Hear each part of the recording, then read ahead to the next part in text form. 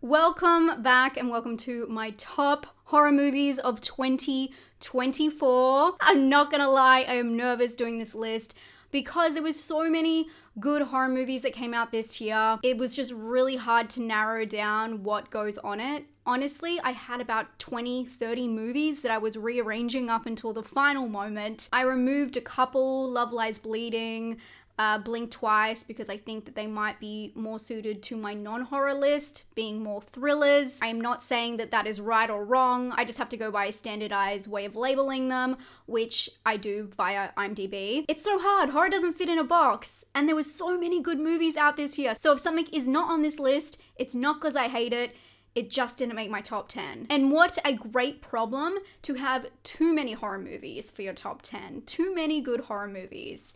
That is exciting stuff. I also just want to say quickly, Y2K and Night Bitch are not on this list because they're not available in my country. They won't be available until sometime next year, so I don't have the opportunity to watch them. We're gonna go from 10 to 1, and I am bracing for the comments for my number 10 spot. A lot of people didn't like this film the way I did, but that is why I am here, and I have to stay true to what I feel, and I really thought A Quiet Place Day One was a fantastic film. Lupita Nyong'o, Joseph Quinn, Alex Wolff, and one of the most emotional entries for the franchise, which I didn't think was possible because the first film is insane and overly emotional and dramatic, but this one really got to me. We follow Sam, who finds herself trapped in New York City during the early stages of an invasion by alien creatures with ultra-sensitive hearing.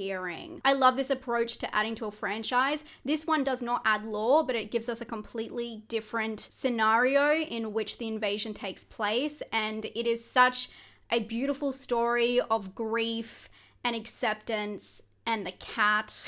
Seeing this on the big screen, I think I saw it twice in the cinema, and I bawled my eyes out. There was just something so profound about the performance in silence, and it really got to me, all of the tension, all of the action sequences. I was on the edge of my seat, and I'm not going to deny that. I know a lot of people didn't like this film, but I absolutely adored it. The next one down is another surprise because I didn't realize how much I was getting into action horror films, and I think 2024 really made that change for me, and I've opened up my mind to a lot of different films, let alone action films, but a film that has Dan Stevens as one of the stars. I'm not a huge Dan Stevens fan, as some of you guys know, but I really enjoyed Abigail. It's interesting because Abigail shows everything in the trailer and even the posters, all of the marketing. I do wish that, you know, the whole idea behind who Abigail was more of a mystery, but there was more that this film had to offer. And I think my expectations were very low because of seeing all of the promo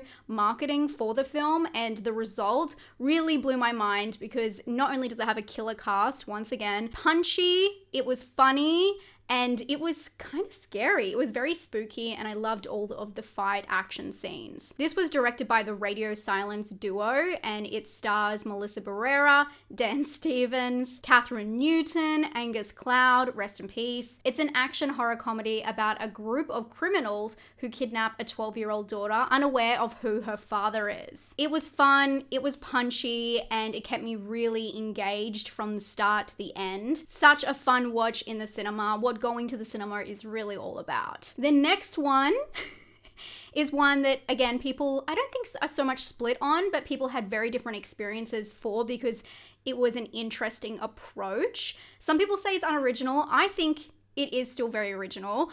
It is Strange Darling. I rewatched this recently just to solidify where it should go on my list, and I think I have a better appreciation for it, but it's a very interesting rewatch because of the way it's structured. It's about two people who are together for one night stand, and one of them is not who they appear to be. It is a cat and mouse game. It is told in a non-linear structure, and it is a very interesting ride. I like this film for a couple of reasons. I do know some of the elements, and I don't want to say because it is spoilers, but if you've watched it, you'll understand what I'm talking about. Some of the elements problematic about what it's saying and its greater message. And I totally understand that, and I'm actually with you there. And for me, I loved the structure of this film, but the performances is so satisfying in such a sick, psycho way. Everyone's talking about Kyle Gallner in this film, but really Willa Fitzgerald takes the cake. She is unstoppable in this film. She is amazing. I also love the way it's shot. It might be a little bit film bro, but I love the stylization of it being shot on film, paired with the beautiful soundtrack. It has such a specific style, and I think it's just a fun, independent film that really ticked all the boxes of being satisfying, not only in the storyline, the way it comes together, the performances, but the stylization. I love the set dressing in this movie as well. It's kind of timeless. They do mention things like social media in the film, but it feels like it could be set at any time. And I just love when you go to the movies and it drops you in a completely different environment than you're used to. And I was just able to really sink into that, and it was just such a great ride at the cinema. Okay, the next one is Heretic.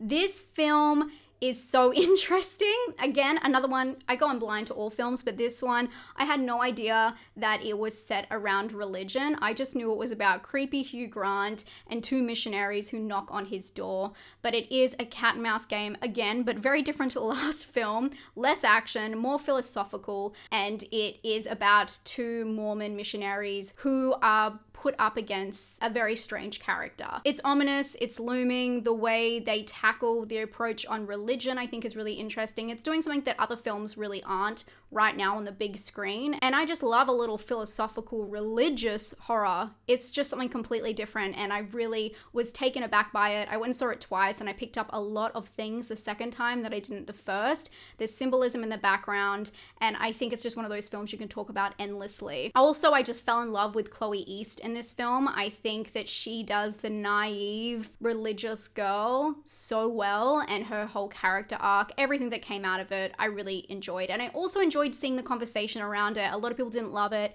but I really enjoyed having conversations with them about different aspects and breaking that down. And horror, getting people talking, that's what it's all about, you know what I mean? I really enjoyed that. Next is Late Night with the Devil. I can't believe it's actually down this far. It's number 6, which blows my mind because at the start of the year, this was my favorite film. A lot of people probably don't know this about Late Night with the Devil, but it's actually an Australian film. It was shot in Melbourne, and it is directed by 2 Australians. Although we were pretty late together, I just love this format. It is a live TV broadcast on Halloween night that goes horribly wrong when evil is unleashed into the nation's living rooms. I know a lot of people weren't a fan of the found footage and the stylization, the idea that they're showing so much behind the scenes in between commercial breaks and they don't really explain that. But I honestly got so lost in trying to figure out the mystery behind it because there are so many different aspects within horror in this film, and it really casts a spell over the audience. I love mockumentary found footage. It really went full force for it, and it was just such a spooky film that had the whole audience under a spell. Okay, these last 5, or I guess even 6, have been so hard to order because all of these are my favorite films from the year.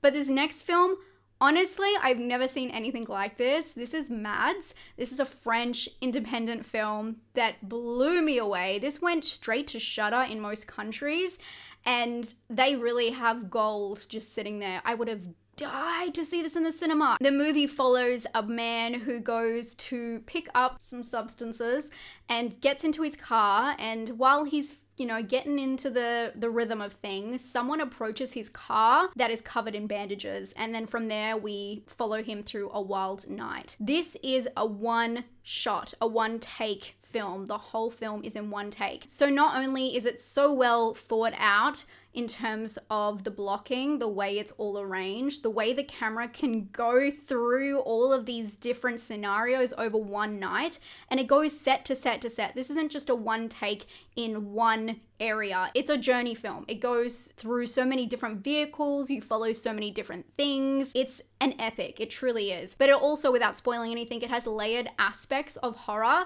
And then additionally, it has a drama story in the background, and the chemistry between these actors is really felt. There's a lot of tension going on there, but what sends you over the edge is the performances. I can't even explain. You need to watch it. The actors in this film, the way they put on the horror, the reactions they have, the way it plays out I've never seen anything like it.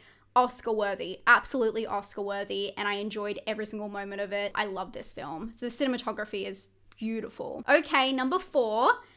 This was my top halfway through the year. This is my film that was the top of my list halfway through the year, and it's called The Devil's Bath. This is another independent horror. This is a folklore period drama horror that is set in Austria during the 18th century, and it follows a woman who has just got married, and she goes home, and then the darkness kind of sets in as she discovers what her life will become. It follows a phenomenon that happened in history during this period. I don't want to talk about what it is because that's kind of the reveal of the film, but it's a very interesting idea and it's just captured so beautifully. Honestly, it's just such a beautifully shot film with a distinctive sense of dread. It's by the same directors as Goodnight Mummy, which I'm not a huge fan of. I really need to rewatch the original, but also The Lodge, which I love, and it has the same kind of darkness and dread as The Lodge, but in a completely different stylization because obviously it's set in a different time period. This one is damning. There is some scenes in there I just cannot get out of my head, and I just remember watching it. Sadly, this is one I had to watch at home as well. It didn't come out in the cinema here. I didn't have the opportunity, but I remember just watching it and my jaw being on the floor, especially during one of the last scenes. It is brutal, and it is soft and then brutal, which is kind of the most shocking of all, and I just really love this film. I think it's a great story, and it's one that really needed to be told, and I think they did it in the best way possible. Okay, my number 3 of the year. I went back and forth with this, but I have to say, Longlegs really had a profound effect on me this year, like a lot of people. And I think we're all split on this. I've seen the comments. Don't worry, I read my comment section. So many people hated this film, but so many people fell in love with it. And I was one of the people who fell in love with it. I didn't know what to expect. Oz Perkins, sometimes his films drag, sometimes they're slow burns. But this one, it just had a point of difference. And Nicolas Cage as Longlegs,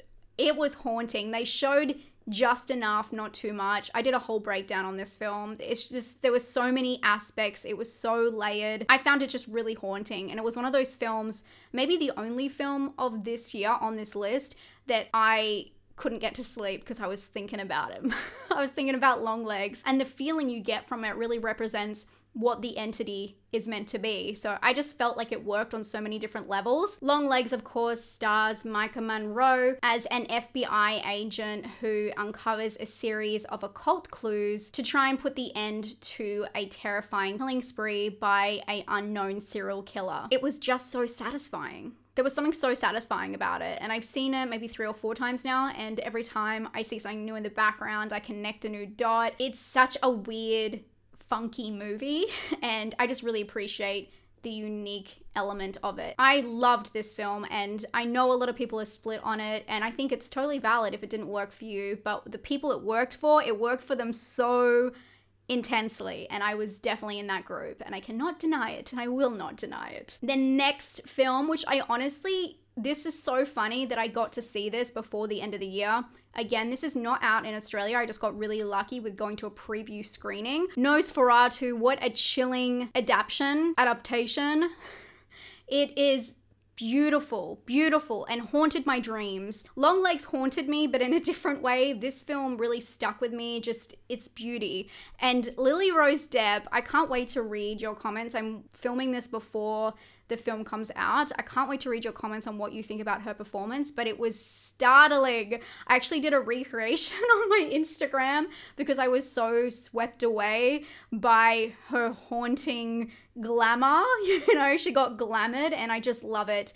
This is obviously a remake of the original story. This one is by Robert Eggers, and it's the gothic tale of obsession between a haunted young woman and a terrifying entity that is infatuated with her. I could really feel the pull between them the entire film, and Bill Skarsgård, if you haven't seen, I'm not going to ruin it, but Bill Skarsgård, who could have known? I just never would have guessed, but it was the cinematography as well. Everything about this film, every detail, the costumes, but also those grand wide shots of Nicholas Hoult traveling as the husband through the forest, and it's just so mesmerizing. It has such an interesting psychological effect on you if it works, if you're under its spell. I felt like I was glamored by the vampire watching and put under the spell, and when things didn't quite make sense, it felt like you were in a surreal dream, and it's just all consuming. I thought the director is just the perfect choice for this film, and who knew, like a remake, reimagining would be this high on my list. So very happy with how that came out, and I'm really interested to see if it makes anyone else's top 10. Okay, my number one, is it really a surprise? Everyone knows. It's The Substance. The Substance blew us all away this year. Such an amazing story. It's a French film as well, shot in France, French director, and starring Demi Moore and Margaret Qualley, following Elizabeth, who is retiring or kind of pushed into retirement in Hollywood, and she is desperate to still be in the spotlight, and she takes a black market substance. Coralie Faja, who directed this film, also did Revenge. She did such an amazing job of capturing the horror fan's dream.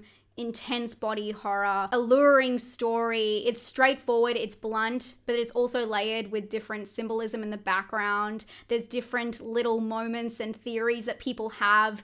It got people talking, but it is just so unbelievable, and I loved talking about this film this year. I did a whole breakdown video, but I loved having conversations with you guys, especially people who hadn't seen it yet, not giving away anything, but just knowing that I could not hype this film up. There is no way to prepare anyone for what they're about to witness, and it was just such a fantastic moment in the cinema. The conclusion of this film is so bizarre, so over the top, but also makes perfect sense, and not many films can step into complete absurdity but also hold the rails and show message and meaning. It was just a beautiful film that a lot of people can relate to, and you guys know how I feel about body horror. So that was my top 10. I promise if it wasn't here, it's just below the line. There are so many films, but I'm going to go, and I'll see you guys next year, I guess, as me, or a better version. Stay safe and stay spooky. Bye, friends.